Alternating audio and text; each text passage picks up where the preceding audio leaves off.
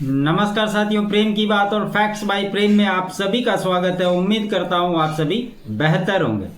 दोस्तों, ये घटना कश्मीर से जुड़ी हुई है और पिछले 2 दिनों से जिस प्रकार से इसके अंदर मीडिया में बयानबाजी चल रही है और ख़ास करके अगर जम्मू कश्मीर की बात करें तो वहाँ के नेता अपने आप को जिस प्रकार से विक्टिम दिखाने की कोशिश कर रहे हैं, आज उसी के बारे में चर्चा करेंगे। आप लोगों को शायद जम्मू कश्मीर के उस इतिहास के बारे में भी जानकारी होनी चाहिए कि एक्चुअली में ये घटना है क्या, क्यों इस पे इतना ज़्यादा शोरगुल मच रहा है, यह भी समझना जरूरी है। और अभी चूंकि वो केंद्र शासित प्रदेश है, ऐसे में उमर अब्दुल्ला के द्वारा, महबूबा मुफ्ती के द्वारा जो बयान दिए जा रहे हैं उसका मायने क्या है, इसी के बारे में चर्चा करने जा रहे हैं। 13 जुलाई की ये घटना है।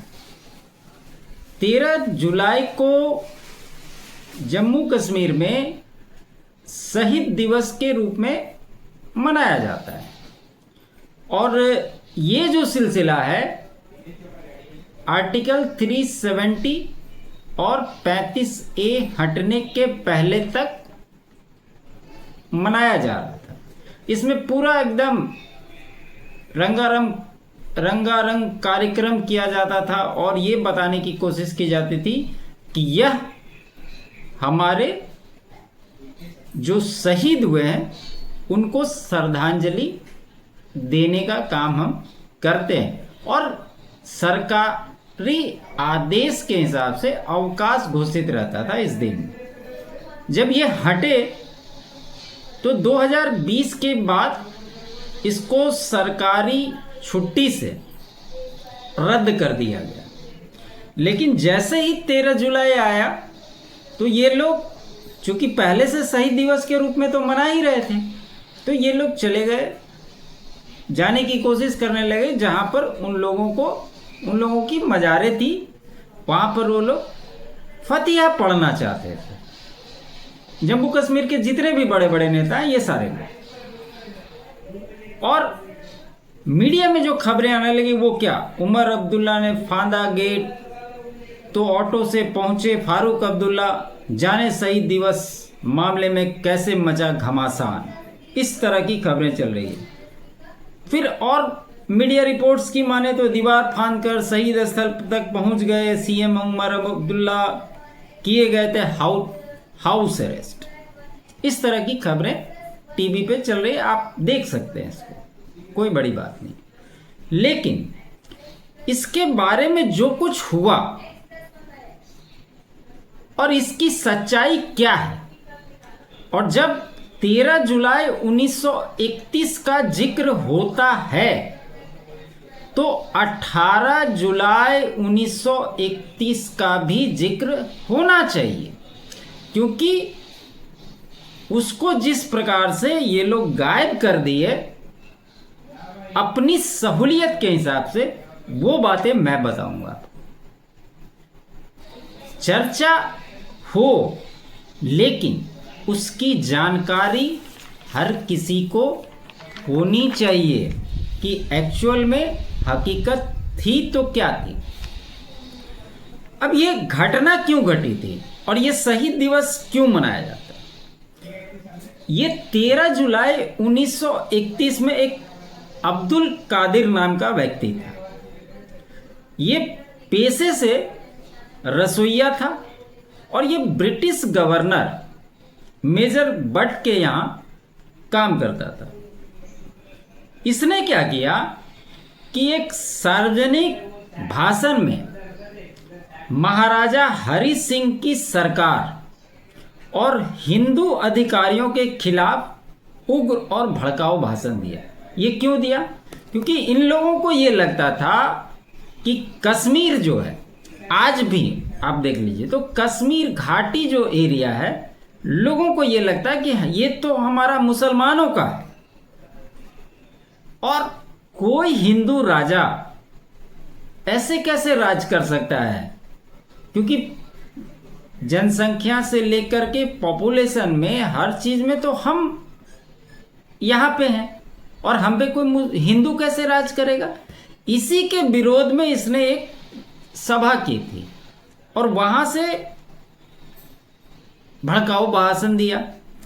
इस भाषण से उसने मस्जिदों को हिंदुओं से मुक्त कराने और शासन के खिलाफ विद्रोह छेड़ने की बात की थी।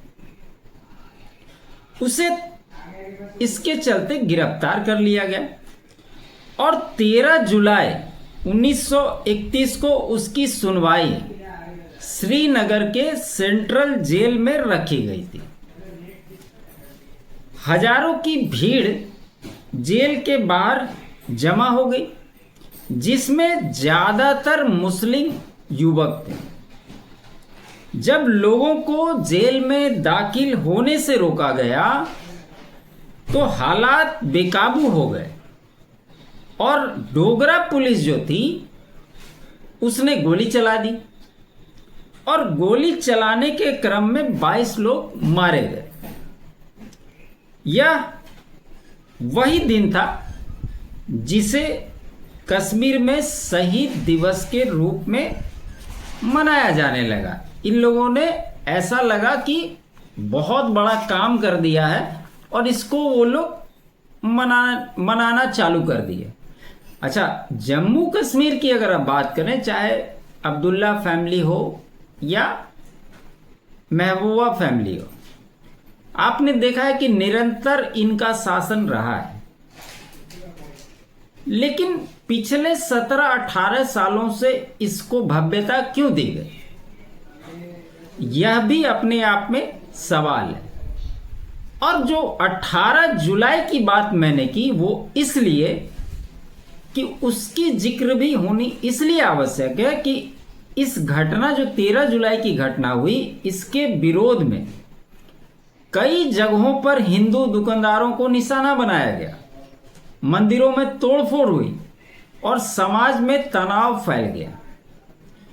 कई हिंदू परिवारों ने पलायन करना शुरू किया और कई लोग तो चले गए। इसे लेकर राजा हरि सिंह जो थे, उन पर मुस्लिमों की नाराजगी और हिंदुओं का भय दोनों जो है वो बढ़ गया। और इतना ही नहीं, एक स्कूल बस से जो बच्चे आ रहे थे उनको तालाब में फेंक दिया गया था। ये रिपोर्ट है। ये जितनी भी बातें मैं आपको बता रहा हूं कोई अपने मन से नहीं बता रहा हूं, आप इसको सर्च करके देखेंगे तो ये सारा कुछ आ जाएगा। लेकिन इस मामले को किस रूप में दर्शाया गया, किस कंप्लीट स्टेटहुड किस प्रकार से जम्मू कश्मीर को मिल सकता है, ये उसका एक प्रोपेगेंडा करने की कोशिश की गई है और इसीलिए इस प्रकार का सारा काम हो रहा था। अब देखिए उमर अब्दुल्ला की कहानी। उमर अब्दुल्ला ने एक पोस्ट में कहा कि गैर निर्वाचित सरकार ने मेरा रास्ता रोकने की कोशिश की, जिससे मजबूरन मुझे नौहट्टा चौक से पैदल चलना पड़ा, मुझे दीवार फांदनी पड़ी। उन्होंने मेरे साथ धक्का मुक्की करने की कोशिश की, लेकिन मैं आज रुकने वाला नहीं था, है ना। क्योंकि जो नौहट्टा जगह है वहीं पर इन लोगों को दफनाया गया। यहां ये लोग जाकर के फातिहा पढ़ना चाहते थे। अब अगले दिन इन्होंने क्या बयान दिया कि बिना बताए मैं चला गया, बोले सीएम उमर अब्दुल्ला। अब्दुल्ला ने कहा कि यह दुर्भाग्यपूर्ण है कि जो लोग कानून व्यवस्था बनाए रखने की जिम्मेदारी बताते हैं, उनके आदेश पर यह व्यवस्था रखने की जिम्मेदारी बताते हैं, उनके आदेश पर हम कल यहां फातिहा पढ़ने की इजाजत नहीं दी गई। लोगों को उनके घरों तक ही सीमित रखा गया। जब दरवाजे खुले और मैंने देखा तो हमारे घर के सामने बंकर बना दिया गया था। इस पर सीएम उमर अब्दुल्ला ने तल्ख टिप्पणी की और उन्होंने कहा कि उनकी बेशर्मी तो देखिए कि हमने नौहट्टा चौक पर गाड़ी खड़ी की, उन्होंने हमारे सामने बंकर बना दिया था और हमारे साथ बदसलूकी करने की कोशिश की। वर्दीधारी ये पुलिस वाले कभी कभी कानून भूल जाते हैं। मैं उनसे पूछना चाहता हूं, आज उन्होंने किस कानून के तहत हमें रोकने की कोशिश की? ये पाबंदियां तो कल की बात है। और वो कहते हैं कि हमको बताया गया कि ये आज़ाद देश है, इसमें हम किसी के गुलाम नहीं हैं, और अगर हम गुलाम किसी के हैं तो हम जनता के गुलाम हैं। ये उन्होंने बताने की कोशिश की। मतलब एक तरह से ये सहानुभूति लेना चाहते थे। और जैसा कि मैंने आपको बताया कि एक्चुअल घटना क्या थी, साथ ही साथ उमर अब्दुल्ला ने एक बात और कही। उन्होंने इसकी तुलना जालियांवाला बाग से कर दी। क्या जालियांवाला बाग आप लोग भली भांति वाकिफ हैं, और इन जो 22 लोगों की हत्या की गई थी उसकी कहानी क्या थी, यह मैंने आपको शुरुआत में ही बता दी और इसी वजह से इसको इस प्रकार का रंग दिया जाने लगा। अब 1931 की बात और 18 जुलाई की बात, ये दोनों तो आपने जान लिया। इस पर पीडीपी जो चीफ है महबूबा मुफ्ती, उन्होंने कहा कि दिल्ली और कश्मीरियों के बीच तभी भरोसा कायम हो सकता है जब वे कश्मीर के शहीदों को अपना समझेंगे। पूर्व मुख्यमंत्री महबूबा मुफ्ती ने सोशल मीडिया पर अपने गेट की तस्वीर शेयर की। उन्होंने कहा कि उन्हें शहीदों के कब्र पर जाने से रोक दिया गया और नज़रबंद कर दिया गया। उन्होंने दावा किया कि उनके कई नेताओं को थाने में रखा गया। पीपुल्स कॉन्फ्रेंस के अध्यक्ष सजाद गनी ने भी दावा किया कि उन्हें भी घर से निकलने से रोक दिया गया था, यानी कि हाउस अरेस्ट कर दिया गया था। अब चूंकि पहले वहां पे आर्टिकल 370 और 35 से रहने की वजह से वहां का कानून, झंडा सब अलग था, ये भी आप भली भांति वाकिफ है। लेकिन इसके हटने के बाद से वो भारत का एक अभिन्न अंग है और जो भी लॉ एंड ऑर्डर है वो सारा कुछ केंद्र के अधीन और भारत के अंदर जो भी कानून हैं उन्हीं कानूनों के तहत वहां भी कार्रवाई अब होती। अब डीएम ने चूंकि जानकारी थी कि 13 जुलाई आएगा तो कुछ न कुछ इस प्रकार का काम होगा, इसलिए डीएम ने जो रास्ता नौहट्टा इलाके में शहीदों के कब्रिस्तान की ओर जाने वाला जो भी रूट था सबको बंद कर दिया था और वहां पर पुलिस हो, अर्धसैनिक बल हो, उसकी टुकड़ियां तैनात कर दी गई थी कि लोग वहां नहीं पहुंच सके। और 2019 से पहले जो इसको शहीद दिवस के रूप में सरकारी छुट्टी का आदेश दिया गया था उसको तो खारिज कर ही दिया गया और साथ ही साथ इस पर रोक लगाने की कोशिश की गई। लेकिन समझने वाली बात यह है कि ये लोग आधी सच्चाई तो बयान करते हैं, लेकिन ये घटना क्यों घटी इसका जिक्र नहीं करते हैं।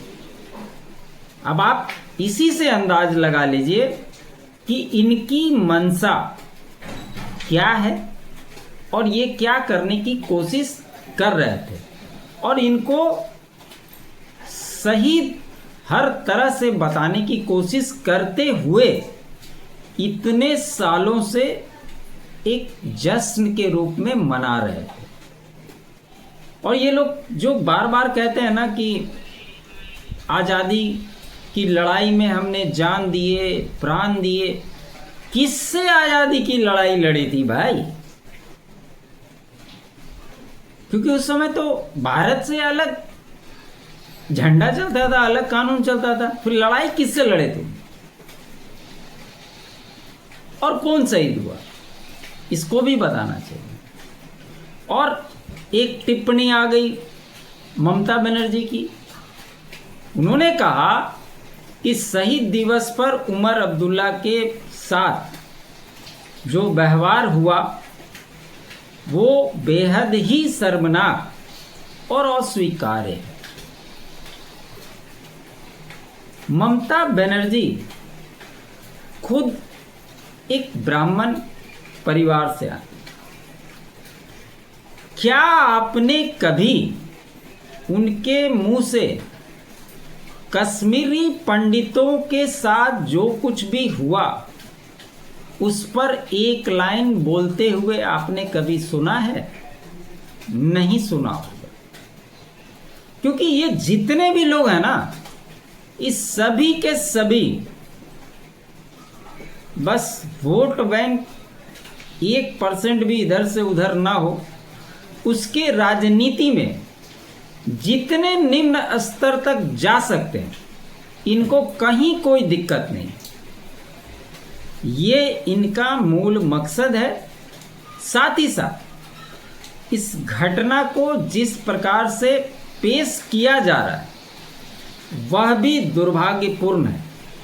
और जितनी भी बातें मैंने आपको बताई है, ये आप जाकर के सर्च कर लीजिए, आपको हर एक बात की सत्यता पता चल जाएगा।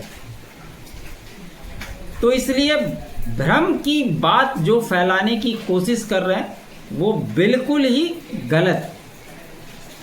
तो खबर यही थी दोस्तों। उम्मीद करता हूँ मेरा ये विश्लेषण आपको अच्छा लगा हो। अच्छा लगे तो लाइक ज़रूर कीजिएगा, अधिक से अधिक शेयर कीजिएगा। चैनल पे नए हैं तो चैनल को सब्सक्राइब कर लीजिएगा। साथ ही साथ मेरे अल्टरनेट चैनल फैक्ट्स बाय प्रेम को भी आप सब्सक्राइब करें। चैनल के लिए अगर आप कंट्रीब्यूट करना चाहें तो आप कर सकते हैं। आप सभी का बहुत बहुत धन्यवाद। जय हिंद, जय भारत।